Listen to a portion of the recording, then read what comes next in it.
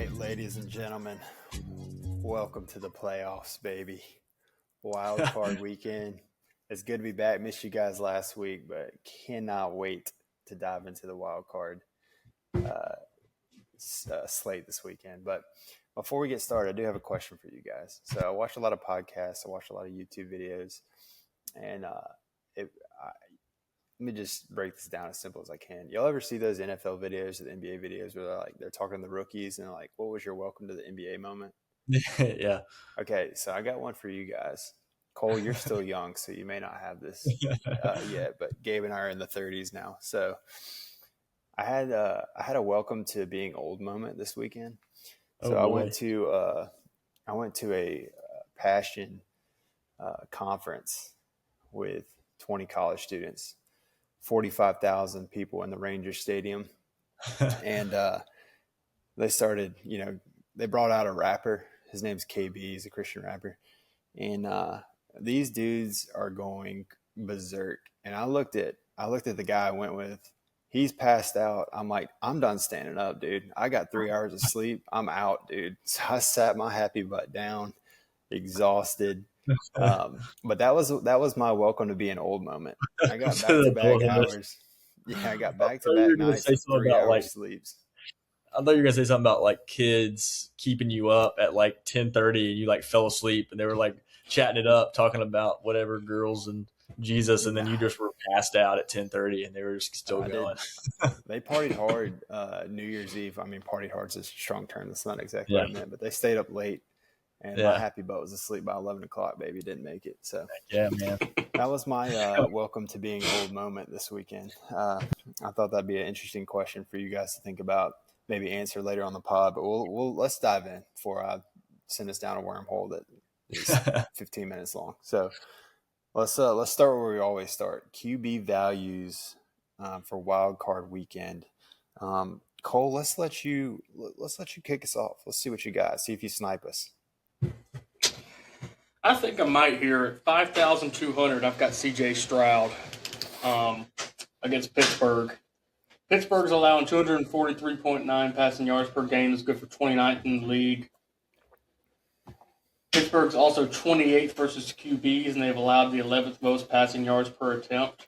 Yep. And they've also allowed the 5th most fantasy points per game to quarterbacks. So C.J. Stroud, he does have some good weapons to throw to on the outside against Pittsburgh with Schultz and Collins and Higgins and Hutchinson. So he's got weapons. He's one of the cheapest starting options at QB, right up against Aaron Rodgers. So that's one of them.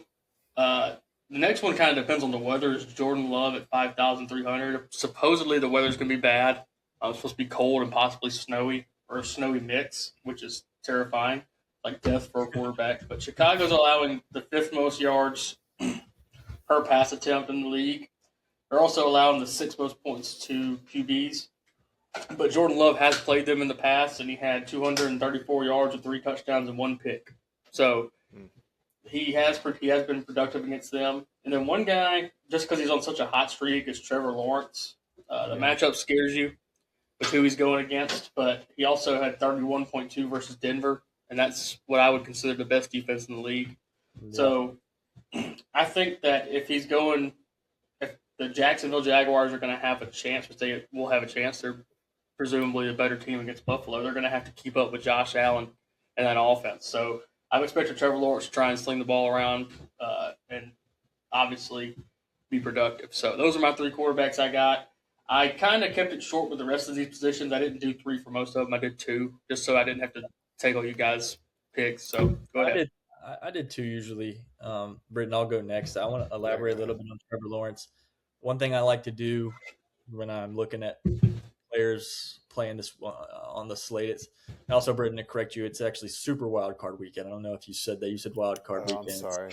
I apologize. Actually now Super Wild Card Weekend. Just my bad, dude. Thanks for correcting me. That's just what they advertise it as. It was like Super Wild Card Weekend. That's all what they say. Anyway, so you talked about Buffalo's defense. They have 5 players questionable head into that game on defense. And one of them was Matt Milano, that linebacker with an illness. If he heads into that game ill, that's their best defensive player, potentially limited or not playing to 100%. So I think the weather in Jacksonville too is going to be conducive to high scoring. It's supposed to be good conditions. I like Trevor Lawrence a lot in that game. Honestly, like you said, he's a good play. I won't go too deep on that, but I wanted to say that when you said Buffalo's defense, that they do have 5 starters questionable. So keep an eye on that and check the depth chart. Maybe those guys don't play. That could lead to a pretty soft matchup. But I got 2 guys and wanted to say this too. Values are starting to become few and far between because you're getting to the nitty gritty. You're getting the best players now in the NFL. So you're starting to lose. Values becoming more important, honestly, because you're starting to lose it. You're starting to get less and less opportunities for it. And my quarterback is contrary to you, Cole. I'm going Caleb Williams at 5,600 versus Chicago. He actually finished 6th in fantasy this year at fantasy quarterback position. Almost top 5. And I think Odunze will be back. He's no longer questionable. He's back. And Colston Loveland, I don't know if you've seen what he's done in the last 2 games, but he's been unreal. So the weapons for Chicago right now are playing very well, and they have a decent offensive line, and they're playing at home against Green Bay, who lost Micah Parsons with that ACL. And their pass rush has dropped off significantly. Rashawn Gary is their best defensive player, and he went 2 months with no sacks. Like their pass rush has really dropped off, which I think is huge in a game where Chicago has so many pass catches. But they're going to have to pressure Caleb Williams. They won't have any chance to stay in this game because he's been playing fantastic in the last few weeks. The weather, though, like Cole said, 36 degrees with a chance of snow is always scary, but it's 2 of the best offensive coaches, I think, in Ben Johnson and also Matt LaFleur, who can dial it up. And I'll go into a little bit on the Green Bay players a little bit later because I like some of the Green Bay players. But my second quarterback is Matthew Stafford. He's at 6,900. Not really as much of a value play. Like I said, they're starting to lose value at the quarterback position because all these quarterbacks are great. I mean, you got Drake May, Josh Allen, and Matt Stafford all together. And so Matthew Stafford, they're going up against Carolina. He's averaging about 21 fantasy points a game. They played Carolina 1 game this year, and he got bit by the turnover bug pretty bad. And so I wanted to know, like, how did he have such a down game versus Carolina? I know Carolina has a pretty solid defense, but I wanted to see like what Carolina's defense does and what they like to do in comparison to other teams. And Carolina runs a lot of zone coverage. I looked up the stat. They run cover 3 at like a 41% rate on defense. And I was like, well, if that's the case, like, what is Stafford play? How does he play against man and zone coverage? And Stafford this year, this is all leading up to the Lions game. I think it was like week 14. The Lions actually posted some Matt Stafford stats headed into that Detroit-LA game. And Stafford was just elite against man coverage. 18 touchdowns to 0 interceptions. Like, he was unbelievable. But against zone coverage, he was at 6 touchdowns and 3 interceptions. But he still had a 97.4 passer rating against zone coverage, and he's a veteran. So I think he learned from those mistakes he made against Carolina in the first game, and he's getting Devontae Adams back. I do think he finds a way to be productive at that price. And it's in Carolina, and I know it's saying it's going to rain there, but also another game that's supposed to have good weather if it doesn't downpour. As far as temperature-wise, it's going to be like in the mid-60s. So a lot of teams are scared to start teams from LA in bad weather and cold and everything else. So I don't think you have to worry about that against Carolina. So that's good. But obviously, watch the weather in that game. But that's my 2 quarterbacks. I like it, baby. I've got C.J. Stroud as well at 5,200 against Pittsburgh. On paper, this is the best matchup for a quarterback because Pittsburgh's defense is 31st to fantasy quarterbacks as far as points per game goes. They've allowed the most passing yards for the remaining teams in the playoffs, or the ones that are playing this weekend, and super wild card weekend, at 243.9 yards per game. They've also allowed 30 touchdown passes which is the second most of the remaining teams, only behind the Bears, who have allowed 32. So it's a great matchup for CJ Stroud. He's been a little up and down, but we have seen him have some games where he's going for 3 to 4 touchdown passes. This could definitely be one of those. I like him a lot this week. And if you look at Pittsburgh against quarterbacks in fantasy, 4 of the last 5 quarterbacks have a 3.4 times value or higher in the last 4 or 5 games for them. So I think this is a good opportunity for CJ Stroud with great weapons. Cole kind of already alluded to that a little bit, so I won't go too much into it. But I think this is an opportunity for a lower quarterback on the slate to have one of those slate-breaking games. So really like CJ Stroud this week. Trevor Lawrence is also on there. He's got a little bit of a tougher matchup against Buffalo, but like Gabe already alluded to, they got some starters questionable. But I think if you look at just his fantasy production in the last 5 weeks, he's probably the hottest quarterback. He's got 15 passing touchdowns, 4 rushing touchdowns, and only 1 interception. So he's playing lights out right now, and he's averaging over that 5-game stretch 27.32 fantasy points per game. The lowest he's shown is 19. So he's kind of right at, even if he gets to 19, that's his floor. That's right where he needs to be at 6,100. So a little bit of a tougher matchup if everybody's playing, but I do like him a lot. And then another guy, as y'all were talking, then we're stealing and sniping my guys. I just wanted to throw out Aaron Rodgers at 4,800, who is the cheapest quarterback on Wild Card Weekend. If you look at his last 5 games, he's had 21.5, 17, 15.5, 17.8, and 7.3, which is averaging about 15.82, which is right where it needs to be. Obviously, Houston Texans defense has been tough, but if you look at Houston, over the last couple of weeks, now again, granted, they didn't play their defense in the second half of that Indianapolis game, right? But even in the first half, Riley Leonard threw a 60-yard touchdown pass. And if you look at, just kind of take a deep dive, you're looking at Geno Smith had 15 fantasy points. Jacoby Brissett had 21.6. Herbert, who's probably one of the better quarterbacks that they face, had 16.1. And Riley Leonard had 23.6. So maybe they peaked too early, and there's an opportunity for him to be the low-owned 4,800 that gets you the mega million or whatever it's called. So just a guy to kind of keep your eye on. He's playing better. He'll have DK Metcalf back, which will be a big help for him this week. But it is a very, very tough matchup.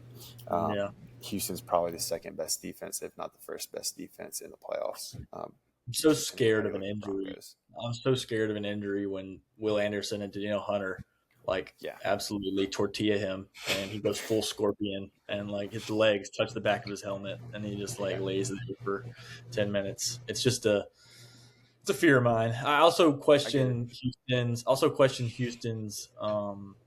willingness to play hard in that Colts game, which I'll talk about. I'll talk about I think later. I will talk about it at the running backs, why Houston kind of played that game the way they did, which kind of led to a good game for Riley Leonard and Alec Pierce. But I'll elaborate a little bit later. Yeah, absolutely. Again, that's just, I was getting sniped left and right, so I just had to throw out a different name. I understand, man. Just to be different, dude. I can't. I'm not perfect, man. Hey, Aaron Rodgers. Just because you said that, I'm so scared of him. He's probably going to end up scoring 40. So quarterback whisperer, baby. Let's go. Running back value this week, Gabe. You start us off here. What do you have? For Super Wild Card Weekend. Yeah, attaboy. I bet both of you guys had this guy, Josh Jacobs, at 6,300 because I think the training wheels are off coming back from that knee contusion.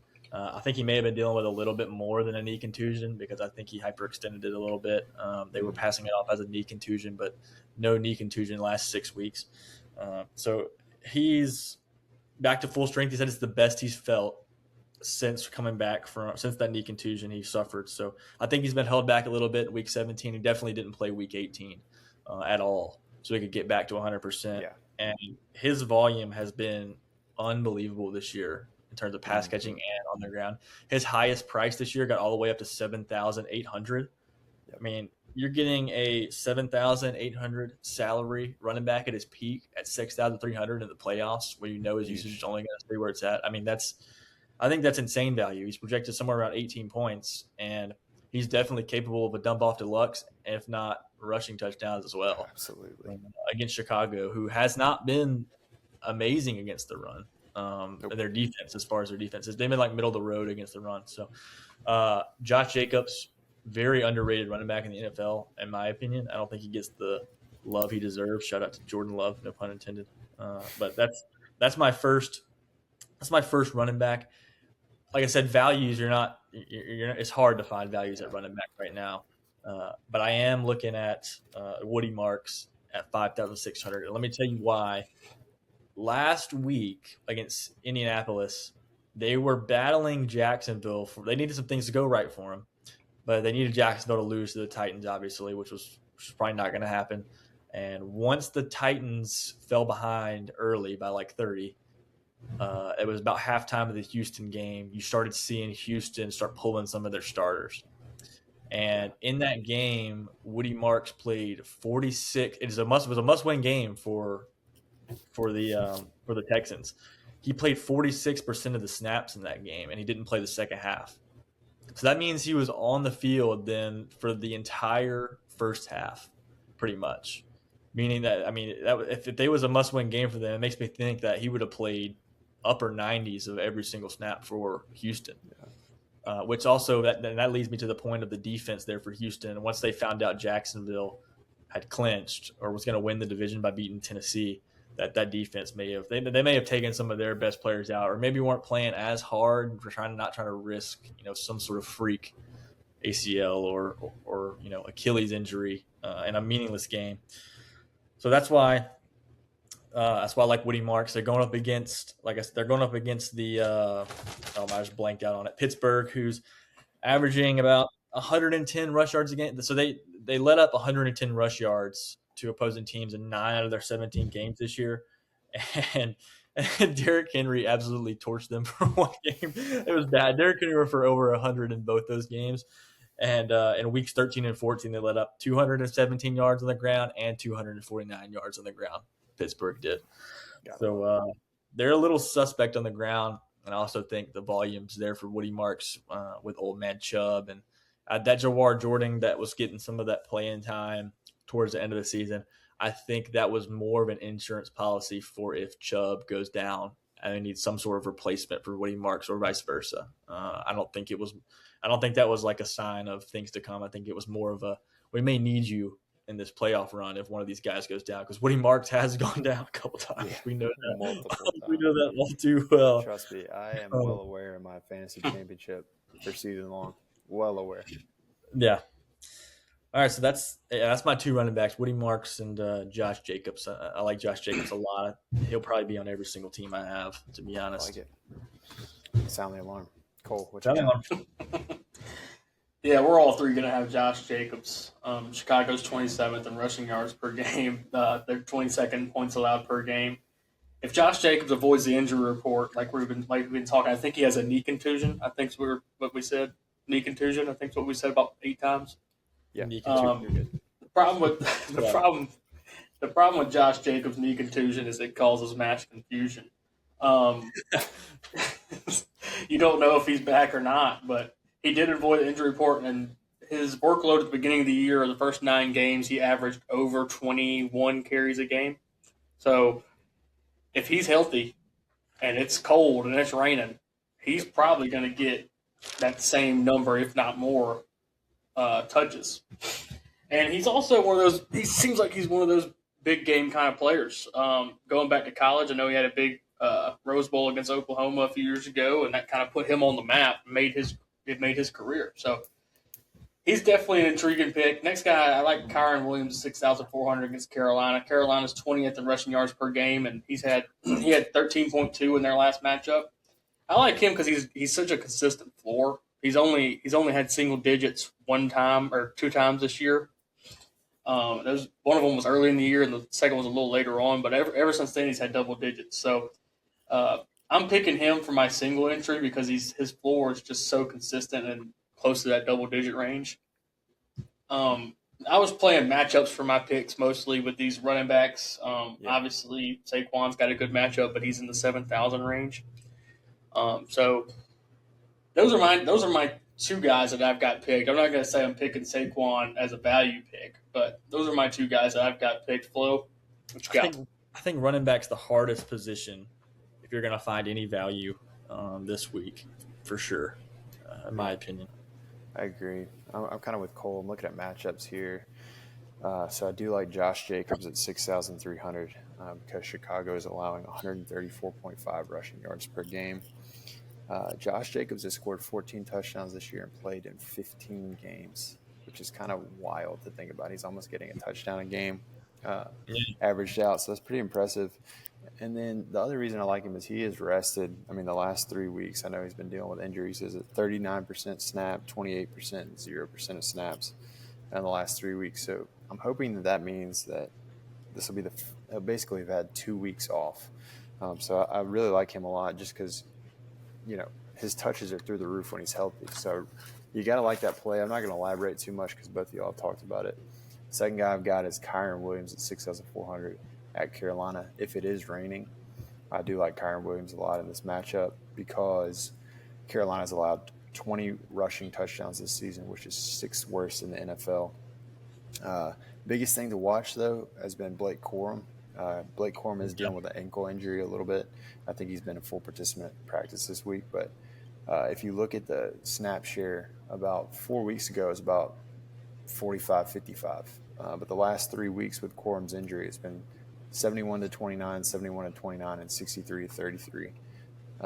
So the edge just kind of swung back to Kyren. I'm hoping it stays that way. That's why I like him at that price, because if he's on the field 70% of the time and his ability to catch the ball, and if it's raining, I would expect his touches to be pretty consistent and pretty high. So I really like him a lot this week at 6,400. But those are the two guys I've got. I won't elaborate too much, but I love ETN's matchup against the Bills because the Bills defense allows the 5th worst rushing yards per game at 136.2.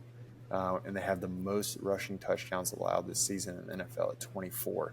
So I do like Trevor Etienne. I know a lot of people will probably lean Trevor Lawrence. That could be a contrary play here with Travis Etienne. So that's kind of one of my favorite matchups. I thought one of you guys would put that down, so I didn't elaborate too much on him. But I do like Travis Etienne a lot this week. I've got breaking news. Shout out to Cole. Breaking news. Well, Omarion Hampton has not practiced yet with the ankle injury. And they're going up against New England. Kamani Vidal is the clear favorite to take over a large majority of those snaps at 4,700 if Hampton doesn't play. Now, New England is a steal. Yeah, he's a steal, but New England's a really good defense. So I think you're going for volume there. Your upside might be limited, but he's so cheap, and like I said, value's so hard to find. It's like you got to kind of put him in. So there's that, and then also just saw this. This wasn't on there earlier. Jaylen Warren is now questionable with an illness for that game, and if he doesn't play, then I think Kenneth Gainwell is a absolute great play because last week he had 9 targets and had 8 catches. So he scored a touchdown and a little bit more just in reception yardage. He had 64 receiving yards. He's not really doing much on the ground. He had dump off deluxe. He had 5 carries for 10 yards, so don't expect much there. But he did score a rushing touchdown. So he had a really good game last week against Baltimore. It seemed like Baltimore was like their strategy was just let Gainwell catch passes. It was weird. So if Jaylen Warren doesn't play, Gainwell at 5,900 is a really good play because of the pass catching floor. And then the last guy, I want to mention some of these guys. I don't have a deep breakdown on them, but I do want people to, think about their options. And Rico Dowdle and Chuba Hubbard have gotten back to a really close snap share. It's not a backfield dominated by Rico Dowdle like it was during that Chuba Hubbard injury. And Hubbard had 45% of the snaps last week, and Dowdle was at about 53%. And something we have to think about is potential injuries. And if Dowdle goes down, Hubbard's clearing his pathway to 80 to 90% of the snaps if Dowdle goes down. And Hubbard's at 4,500. I don't wish any injuries on anybody. That's not what I'm saying. But it's more of a, at 4,500, Chuba Hubbard getting half the snaps. He's a guy you got to take a chance on. He scores a rushing touchdown, or he's been catching more passes than Rico Dowdle has. He has, which is surprising. Yeah, I know. It's like the role switched. He's turned into more of a third down back, and I don't know if the game script gets out of hand, and Rico Dowdle's he drops a few passes, fumbles a ball, and Hubbard's immediately like at 70% of the snaps. Considering how good he's been for Carolina, that's what's so weird to me is he missed 2 weeks with an injury, and they were just like, "Oh, screw it." I'm like, man, he's stuck with you guys. Like he's been there for he was your best player last year, and you guys just dumped him off. That was. I feel like they were doing Chuba Hubbard wrong, and he may realize it too. He might just say screw y'all and not play at all. I don't know. But anyway, but maybe. Yeah, maybe who knows? But yeah, that's just some of the other options you have value wise this weekend. No, that's good. I like the Vidal news. That's very intriguing. It is intriguing. Patriots defense is good. I mean, they still allow 100 yards rushing a game, but yeah. Very, very intriguing play there. Cole, tight ends, what you got? Yeah, we mentioned him a little earlier. Colston leveling 4,421 and 25 in his last two. If the weather's bad, I'm expecting a lot of short throws. So I can't remember the stat I saw, man. Have y'all seen any insane stats about Colston Loveland? I mean, he's got 23 targets in 2 games. Yeah. And he's gone over 20 plus fantasy points in both games. I mean, 23 targets a game is kind of insane. 90 yards in both games too. Yeah, he's been great. For some reason, Draftkings has got this listed wrong. He says he has 0 targets on 10 receptions. I know. Just 13. He had 13, but it's just the breakout. That's what I'm wondering. Is this the breakout, Cole? I mean, it concerns me slightly for him is Odunze's back. Yeah. Yeah, and it's not a good matchup. They're Green Bay's ranked 9th against tight ends, so that kind of scares me. But I do think if the weather's bad, it's gonna have to be dump offs like we talked about, dump off deluxes. So just a lot of options for Chicago pass catching wise. It's hard to zero in on one. But the good thing about him is that he plays like all the snaps. He's and he's a red zone target. So if they move the ball well. Regardless if they're good against tight ends yardage wise, his touchdown production this year has been pretty solid. No doubt. At least in the last few weeks. I mean, he's got back-to-back games with a touchdown, and I'll say in the last the last 5 weeks he has 3 touchdowns. So wow. He's finding the end zone, which is what you want. Yeah, you like guys that find the end zone. Believe it or not, you want guys that score touchdowns on your team. Believe it or not, that is what you want. Yes. All right, before we cut you completely off, what you got number 2? Yeah, number 2, Dalton Schultz, 4,000 against Pittsburgh. Pittsburgh's 30th versus tight ends, 29th in passing yards allowed, obviously. I like Schultz a lot. I think he's a formidable weapon for C.J. Stroud. He's been that way for the last few years. He started off hot last week after I said I had him picked, and then I changed it last second because Gabe said he was out. So all that, actually. I don't recall saying he was out. You don't remember that? Or, no, but maybe you advised against me picking him or something like that. But he started off really hot, and I was pissed. But that's all right. But Collins was a late scratch, but I don't know. That's what it was, I think. Yeah, Collins was the late scratch, and I took him out of the lineup. Yeah, 4,000 salary against Pittsburgh. Those are my 2 plays. I don't know about you guys. Go ahead and give us more. All right, I'll go next. I got Dalton Schultz as well at 4,000 against Pittsburgh, who's 31st to the tight end position, allowing 16.8 fantasy points per game to that position. Pittsburgh allows the 5th most receiving yards to tight ends at 65.94, and they allow the 4th most receptions per game at 6.24 receptions per game. I think it's a really good matchup for Schultz. And if you look at his average over the last 4, he's had 13.25, which would give him 3 times his value at the 4,000 salary. So really like Dalton Schultz a lot this week. This one is a deep cut. I've got Luke Musgrave at 2,600 against Chicago. Yeah. They're 19th to the fantasy tight end position at 13.1 fantasy points per game. If he sniffs 13, you got a value play there. At the price, he just needs to score 17.8. He could be one of those that you could take a flyer on. Maybe he's cheap enough and you can go get you a really expensive running back or receiver that you like a lot. But he's averaging in the last 2 weeks 8 fantasy points per game, which is not a lot, but it does cover his 3-time value. The last 2 weeks he's had 9.2 and 6.8. I did look this up. In the last 5 games, he's at about 12.1% of first read targets, which is it's not fantastic, but for a guy that's priced at 2,600, it's definitely not bad for sure. And if you look at Chicago's defense in fantasy, they've allowed the tight end position to exceed 3 times their value in 4 out of the last 5 games. He's playing a lot of the snaps. I really like this play a lot this week, especially if you're trying to save some salary to go elsewhere. Right. Luke Musgrave is one of my favorite plays at 2,600. Gabe, what you got? Oh, I've got one that's better than that, but I'll save him for last. I want to elaborate on. I spoke on Colston Loveland, but I'm going to elaborate on Dalton Schultz a little bit more for you, Cole, because I like what you said there.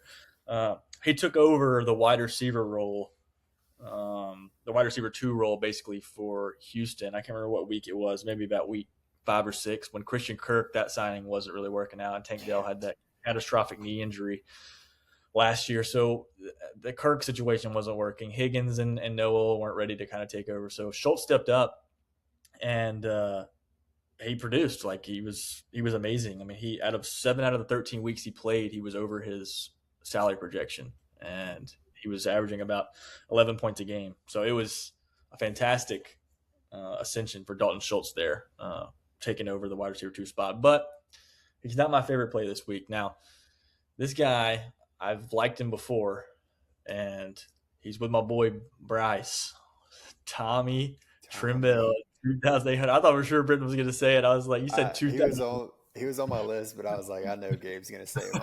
I'll save him.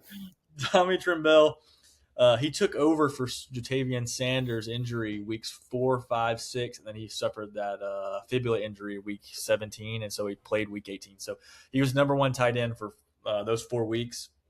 And in those 4 weeks, he had 13 catches on 17 targets, only 136 yards, but he did score 2 touchdowns out of those 4 weeks. And one of those games, he had 8 targets. So he scored a touchdown last week. He's 2,800. He had 3 catches for 3 catches on 4 targets for 38 yards and a touchdown last week. LA, I say they're middle of the road. They're 6'7" tight end. 6'7" mid versus the tight end. So I like Tommy Trimble at 2,800 with Ted McMillan is a good receiver, but Jalen Coker is also ascending. But I feel like in the red zone, Bryce really likes to look at Tommy, and when he gets the opportunity to start, he produces, he plays well, and he's a salary saver option at the tight end, because there's not really many tight ends I like. With George Kittle questionable against Philly, and also them at LA team going to Philadelphia, I don't like it as much. And you spoke on Colston Loveland, but I think the value lies at the tight end. And Dalton Schultz, Tommy Trimble are my 2 favorite plays. Yeah, I like it for sure. Another guy too to keep an eye on is Brenton Strange. He's had back-to-back weeks with touchdowns, and then the LA tight ends both had like freaking 18 plus last week. So. If you like that, it looks like Devontae Adams is back, so I'm not as thrilled with one of those tight ends. So kind of play at your own risk there, but just a couple guys to look at. Also see what Kincaid's doing, man, because if Kincaid doesn't play and you get Dawson Knox, who's been productive when he's playing. Yeah, it says Kincaid's limited, but I don't know. Kincaid, dude, what a mystery that guy is. I just can't figure it out, but. Stud and dud. Yeah. Pittsburgh tight ends with Darnell Washington on the IR too against Houston. I mean, matchup doesn't start me, but it's they're cheap. There's a lot of cheap options. That's good, dude. All right, let's transition to Gabe's favorite topic, wide receivers. This is where you make your cash money. Gabe, I'm going to let you start us off because I know you're wheeling and dealing back there. I've got a lot of options this week at the wide receiver position, but let's just start here with the Green Bay wide receivers because Christian Watson, I think at 4,900 is an absolute it's a tragedy that they priced him at that price because he's going to make a lot of people some money this weekend. Yes. I think he's clearly the wide receiver one for Green Bay just based off the target share, and also they held him out last week, so he's fully healthy headed into this game versus Chicago, who hasn't been I think Chicago is I think they're 29th versus the wide receiver position this year, or 27th versus wide receivers this year. Chicago is. So Christian Watson a good play, but the Green Bay wide receivers with Watson, Dobbs, and Jaden Reed now all healthy. God, man, it just seems like a dart throw because they spread the ball around so much, but Watson has that big playability. And I will say this: I've been bullish on Jaden Reed, and in both games versus Chicago, he had a rush attempt. He had one game where he had 2, and he had one game with 1 rush attempt. And he also had 4 targets. So it's almost – and I looked at the other games, Jaden Reed didn't have any rush attempts. So for some reason, they like to get Jaden Reed involved in the run game versus Chicago because they played him 2 times in the last 3 weeks of the season. And for some reason, they wanted to give him balls on end rounds and everything else. So Jaden Reed at 4,000, they're all playing the same amount of snaps. All 3 of them. They're all 60%. So nobody's dominating the snap share. But it's Jaden Reed for some reason Jaden Reed does shout start me. And I don't know why. I don't know if it's maybe it's because I had the same thought. I don't know why he shouts start me, but he does because he's hit me over the head with a barrel a couple times towards the end of the season, but he kind of hides down there. You see Watson, you see Dobbs, and you just keep scrolling down, and you're like, oh wait, Jaden Reed's playing. I forgot about that.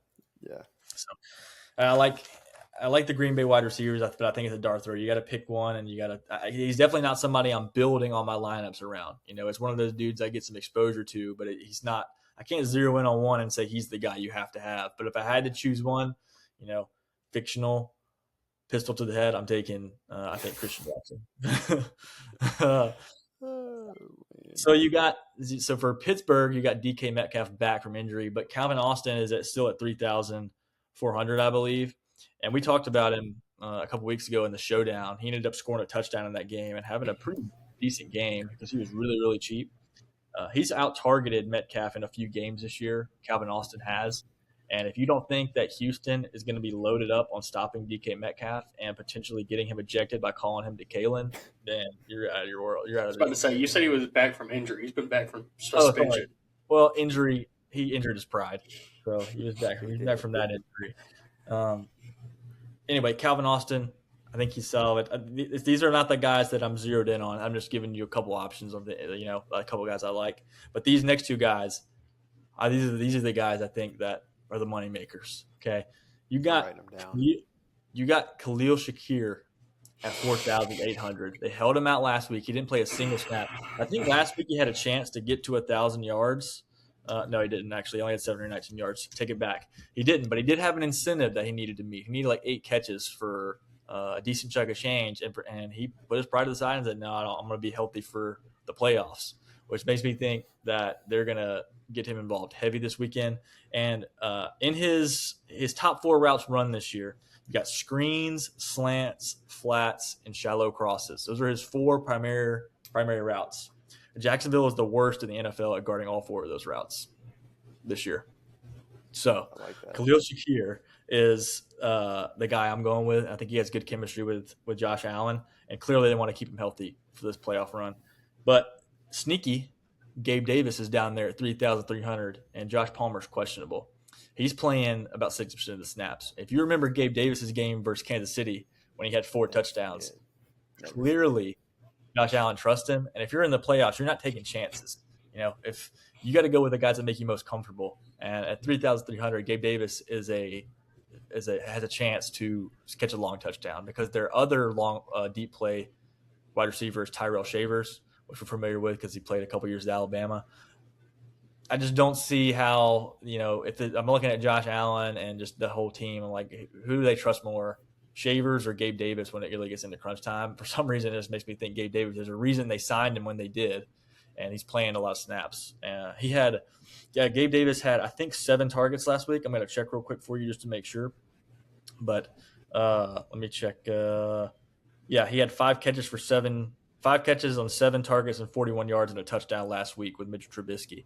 So maybe there's a reason they tried to get him a little bit more involved in that offense to get him, comfortable headed into the playoffs. So I like Khalil Shakir and Gabe Davis against Jacksonville. Jalen Coker for the Carolina Panthers, 4,700. Don't worry, Britton. You probably have stats I don't have, so I'm not going to snipe you because I got some deep cuts. He's played 77% of the snaps and then 90% of the snaps last week, so he's back above Xavier Leggett. He's wide receiver 2, but I think the Rams will score. I think it's going to be a pass-heavy game, and I don't know. I'm not sure if I trust Ted McMillan as much as I really should. I mean, maybe I should trust Ted at 6,000. I think that's what he's priced at. But I'm going to give you some stats here. Percent of targets this year that have been completed, percentage-wise, percent of targets completed. Yeah, you got Puka Nacua, 80.6%, Jamar Chase, 68%, JSN at 75%. Jalen Coker is at 76%, so he's higher than Jamar Chase and JSN. He's lower than Puka. Contested catch rate, he's better than all 3 of those guys this year at 87.5%. Jalen Coker.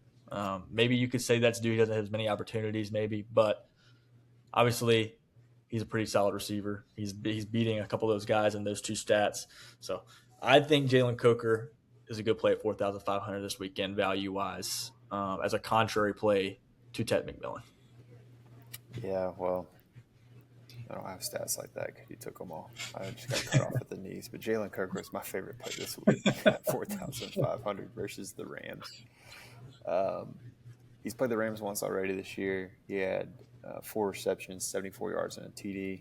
He's coming off the best week of the season with 6 catches, 47 yards, and a TD. So, he's in the last 3 out of the last 5 games, he's had 15-plus fantasy points for a guy that's priced at 4,000 or below.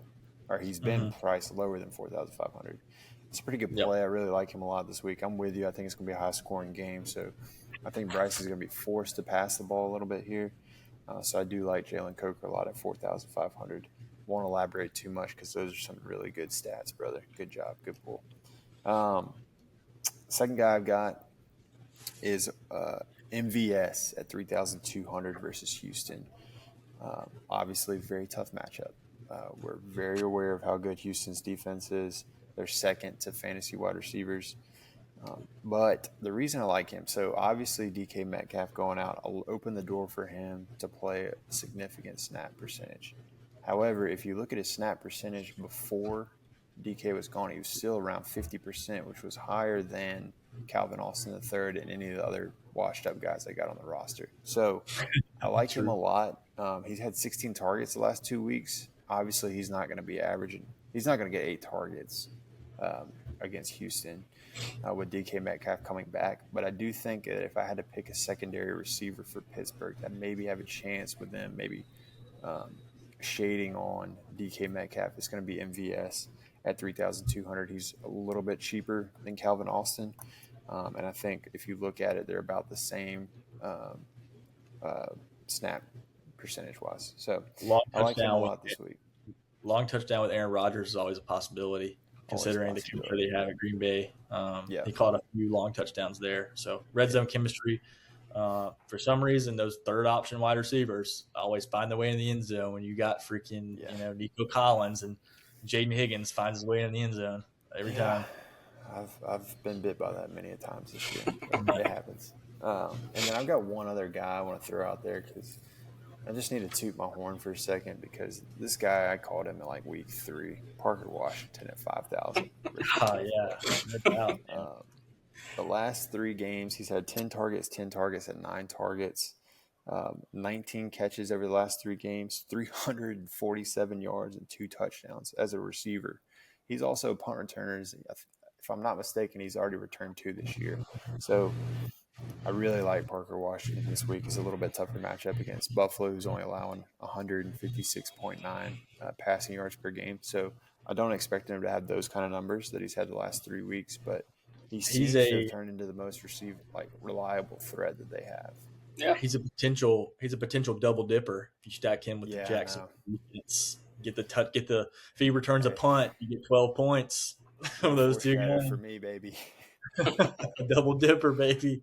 Let's go. Let's go. Cole, what you got? Yeah, you guys have already mentioned Christian Watson, and I gotta tell you, I was sitting there tonight, making my lineups, and I saw Christian Watson, and I was like, man, that's a good play, 4,900, and all of a sudden I just heard Cole. I scrolled down just a little bit, and Jaden Reed was sitting right there, and I was looking at him, I was like, man, he could score 3 touchdowns pretty easily. And just ruined Christian Watson. But I chose Christian Watson instead at 4,900. He's got the big play capability if there is going to be big plays in that game. But Britton, I thought I was gonna get by without you mentioning Parker Washington. Unfortunately, I did not. Did not get by. I wish you were still in Dallas for this one, so I could take him because I took him last week. Yeah, just to mention some stuff on him, he's interestingly enough, he's beaten good matchups. He had 17 against Houston. He had 29 against the Broncos. So it's interesting. He could be a matchup beater possibly for us this weekend. There's gonna be somebody that beats a tough matchup. So at least he's proven that he's done it in the past. And one of these guys that wins $1 million is going to have the running back that's going up against the first overall defense. It's going to have pretty much every matchup is tough in the playoffs. I still believe that defense wins championships, and it's like every playoff team. You look at them, you're like, oh, their defense is pretty good, or has been at some point. Yeah, you're going to have to find those guys that are possibly going to beat those matchups, and at least Parker Washington has experience doing it. Yep, I agree. One guy that might shock y'all he hasn't been mentioned very much this year. Devontae Smith at 5,900 against San Francisco. I saw that. I was looking at him, and I was kind of forgot about that game because there's not really a ton of value in it because both those teams are so freaking chalky with all their players. It's like, but that's got a high scoring potential. Yeah, so as you know, San Francisco's defense is kind of banged up. They're also allowing they're 25th in passing yards allowed per game. Devontae Smith also carried over some momentum. He played the first quarter of his last game, and he had 3 catches for 52 yards before they pulled him. So, I mean, that's good enough for a lot of receivers' best games of the year. So he was trying to get that 1K, man. That's why they had him. Yeah. So I like Devontae Smith this week. I think he's got that potential. He's kind of flown under the radar in this game. Like we said, Eagles players are risky, as we talked about, because Jalen Hurts could score 2 rushing touchdowns. Saquon could score a rushing touchdown, and then Dallas Goedert could score a receiving touchdown.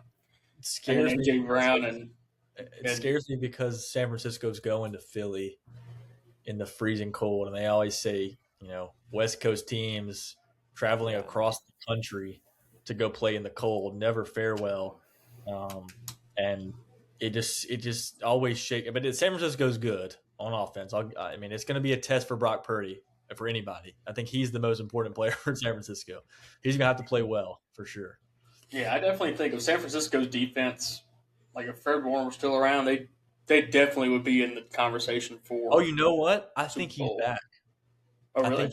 I think he's back this week. That's interesting. I'll check on it, but I think I saw that he was targeting a return for this game. Let me check. But yeah, we can keep moving on. But let me see. I mean, that's it. Those are the 3 guys I got mentioned. I don't have any other guys. With Roma Dunze coming back, I would not touch Luther Burden or DJ Moore. That kind of scares me. But Flo, is there anybody else that you kind of like in receiving core wise? I don't like Khalil Shakir. Sorry, Gabe. I don't like it. You don't like it? You don't like wide receiver 1 with Josh Allen? You don't like that? Cole, let me throw this out at you because I was looking at playing Shakir last week till he got the DNP, basically. He's got like 70-something receptions and the next guy is like Keon Coleman with 32. So he's like double every other receiver. So exactly. I do like him a lot, actually. You do like Khalil Shea. I don't like him. I don't know what it is. It's just maybe it's just not his high production. It's like he sticks around that, Yeah. that 12-point range. Where I'm looking for my receivers to have higher than that. He's a floor. He's a floor play. I'll say he's that. a floor guy. He's definitely a floor guy. Not really a ceiling, but he's had games this year where I think he had a 30-point game this year. But he's got a pretty safe floor. No, his best game was 20.8 this year. Okay, well he's got 30 this week. He's gonna have 30 this week. Okay, yeah, that's what it is. Speaking of that, Cole, 21. I'm sorry. For a little plum action. Little plum pick? Oh, man. All right, let me Peter pull it up here. As we transition and try to wrap this under an hour. That's not going to happen. We still got a long way to go. Let me get it pulled up here. It takes me a minute now because it's so far in my media on my phone now. All right, here we go. Ready? Tension in the air right now? I know I can. I can feel it all the way down in my plums. All right, Flo, what you got this week in the plums? My plum pick this week is going to be Luke Musgrave at 2,600, and I'm going to go ahead and put a guarantee out there. Oh boy! This wild card, what is it? Super wild card. Oh, super wild card. You got to be a little wild, right? So yeah. Luke Musgrave touchdown. Okay. We're missing an all-time college football playoff game right now. By the way, I don't know if y'all know that or not. I'm not. What you got plum was. My plum pick is Gabe Davis at 3,300 for the Buffalo Bills. That's a deep cut right there, brother. That is. I'm going to go with he scores a touchdown. That's my pick. Mm-hmm. Cole? I picked Jaden Reed. That Luke Musgrave, Jaden Reed, Gabe Davis 3-pick parlay is going to hit like crack. Yeah, no doubt. Anytime touchdown. Let's jump to the core four. I will go first. I've got Luke Musgrave, obviously, C.J. Stroud, Jalen Coker, and Dalton Schultz in my core four. Gabe, what you got? All right, I'm going to go with Josh Jacobs, 6,300, Khalil Shakir, 4,800, Tommy Trimble, 2,800. And I was waffling back and forth on Matt Stafford and Caleb Williams because Matt Stafford's not technically a value play, but it's really more about who I'm building my teams around as much as it is value, considering values are short in the playoffs. Anyway, elaborating too long, I'm going to go with Matthew Stafford at 6,900. You really stuck your neck out on that one. I love it. I just think he's a safe play, dude. And in that game, they passed so much. I was like, Matt Stafford, 6,900 for the MVP. The MVP of the NFL is at 6,900. It's kind of crazy, I think. I like to put this on record that if I did this last year, I would have gotten roasted into completion. Anyways, C.J. Stroud, Josh Jacobs, Christian Watson, and Dalton Schultz are going to be my four guys that I'm going to have to be rocking with this weekend. AI optimal lineup. Here we go.